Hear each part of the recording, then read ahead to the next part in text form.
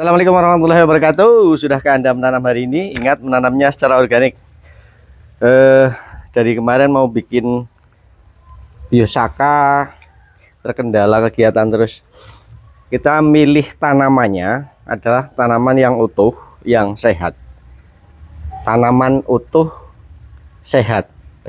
Kalau itu berarti kan membutuhkan tanaman yang kecil, karena kalau tanaman besar pasti daun di bawah itu udah ada yang kemakan atau makan ulat atau gimana gitu ya. Jadi ya kalau tidak bisa tanaman utuh ya kita ambil beberapa bagian tanaman saja yang sehat. Contoh ini daunnya itu utuh semua, sehat. Kenapa? Karena ini daun mimba. Siapa yang berani makan mimba? Makanya ini daun ini juga terkenal sebagai bahan untuk pembuatan pestisida nabati, karena hama atau kutu itu tidak suka, tidak mau makan ini. Oke, kita akan ambil beberapa daun saja. Ini daunnya daun apa, bertangkai ya. Beberapa kita ambil. Jadi kita pilih tanaman yang sehat dan daunnya utuh, itu saja patokannya. Sehatnya sehat atau subur ya, hijau gitu, kemudian daunnya utuh. Kita ambil beberapa bagian, beberapa helai, kemudian seledri cenderung utuh ya. Kita cari saja ya itu daun-daun yang utuh. Kalau kita ambil semua satu tanaman itu bagian bawah otomatis sudah ada yang tua gitu. Kita ambil beberapa. Oke. Nah, terus kita cari terus. Ini kayak misalnya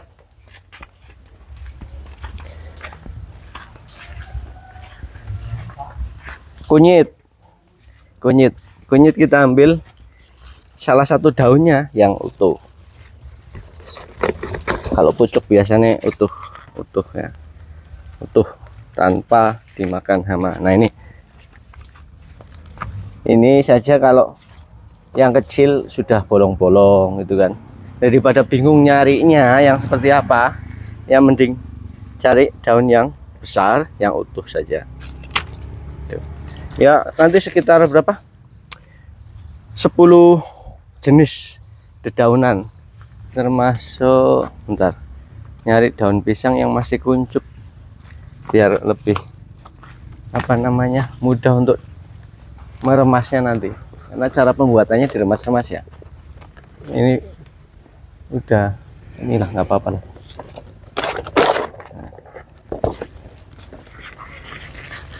Terus ada daun pepaya dan lain-lain ya, nanti kita akan ambil.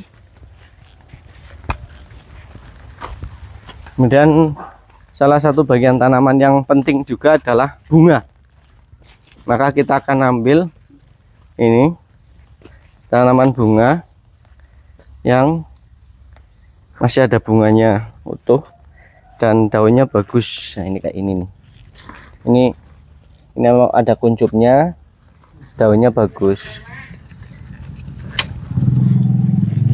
Terus ini ada bunganya.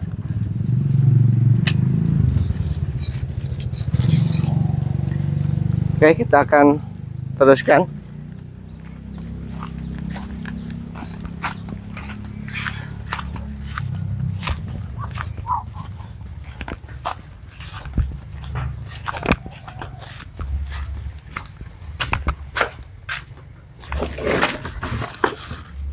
Kita akan kumpulkan lagi yang lainnya, nanti setelah itu kita akan proses pembuatannya.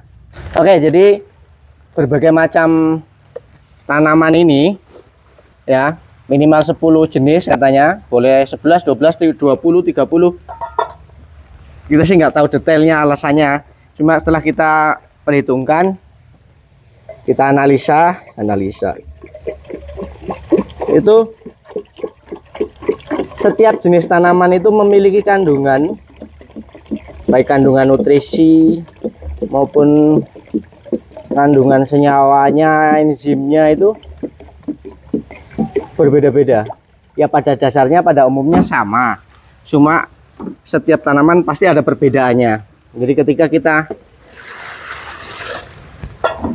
menggunakan berbagai macam, lebih dari 10, itu nanti ketemunya semua yang dibutuhkan oleh tanaman secara umum maupun secara khusus nanti bisa diperoleh.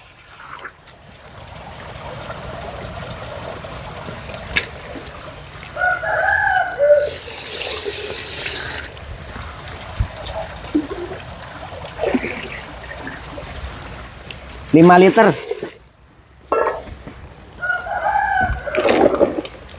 Caranya diremas-remas. Jadi intinya dari pembahasan yang sudah dilakukan oleh profesor dari mana itu ya, UGM atau mana,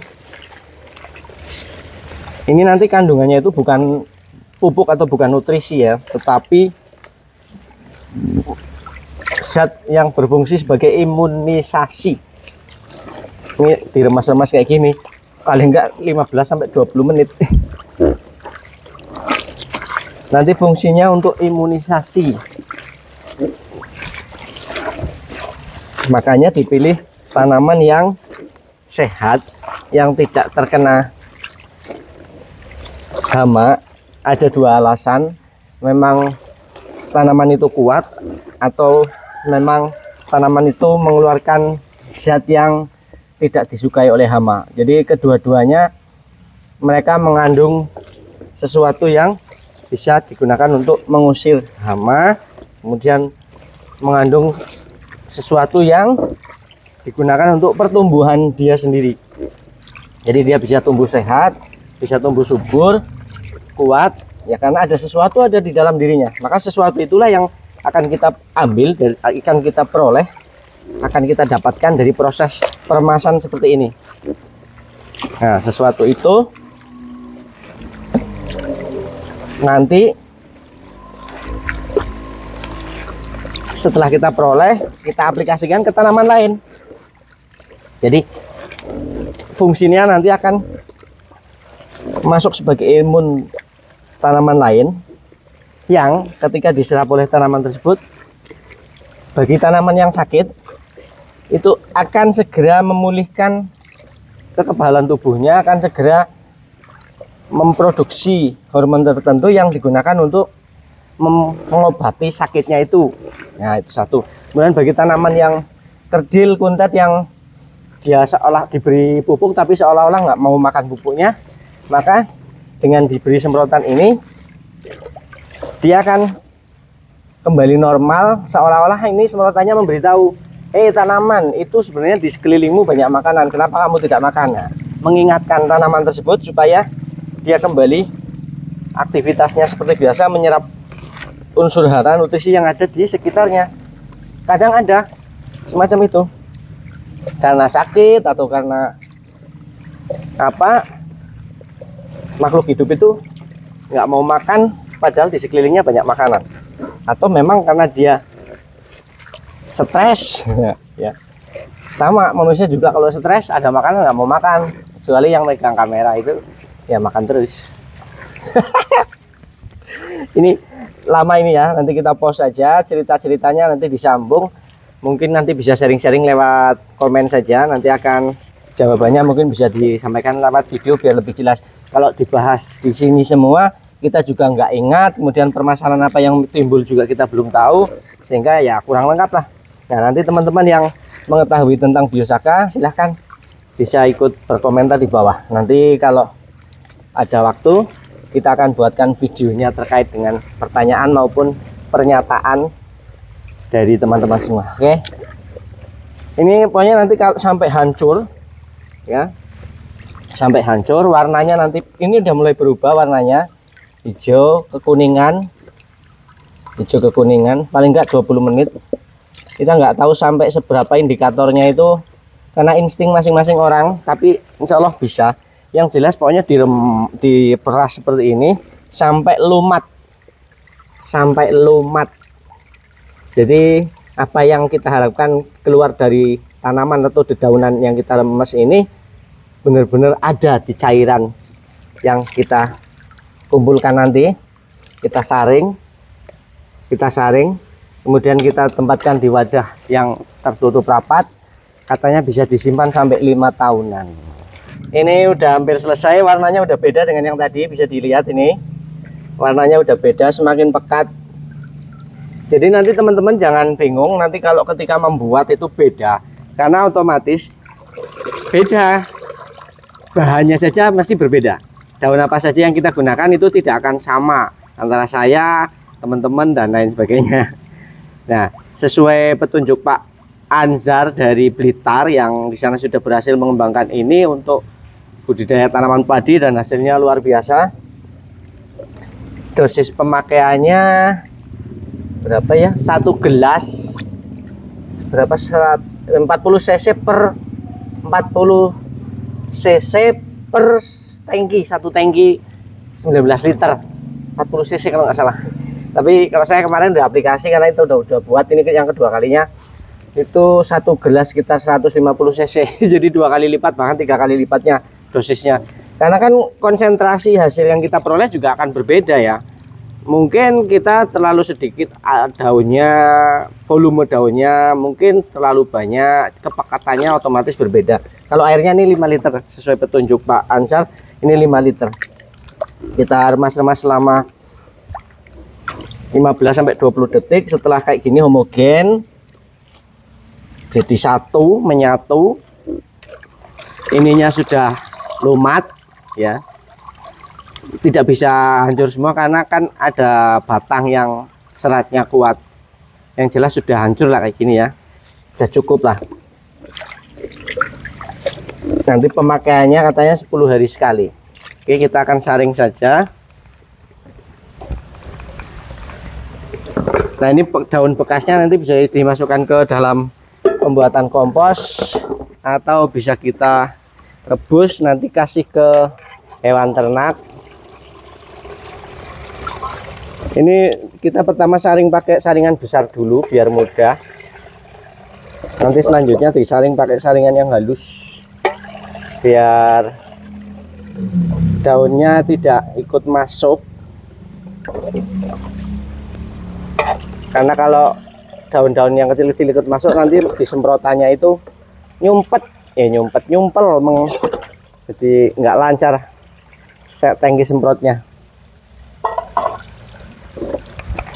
kayak bikin santan.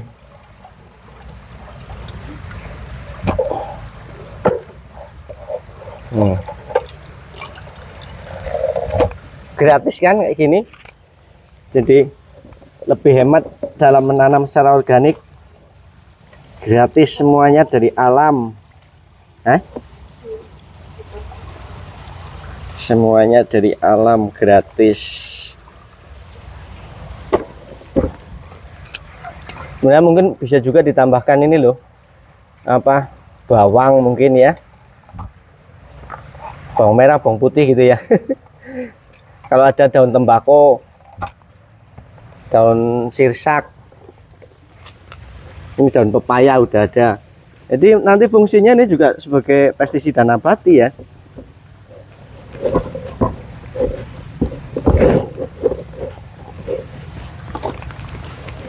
Oke, sudah selesai.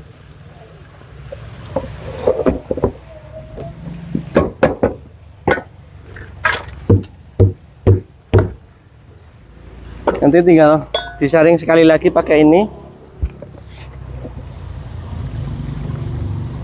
Karena ada partikel daun yang kecil-kecil yang nggak ikut. Nah ini kan berhenti kan, nggak mau netes.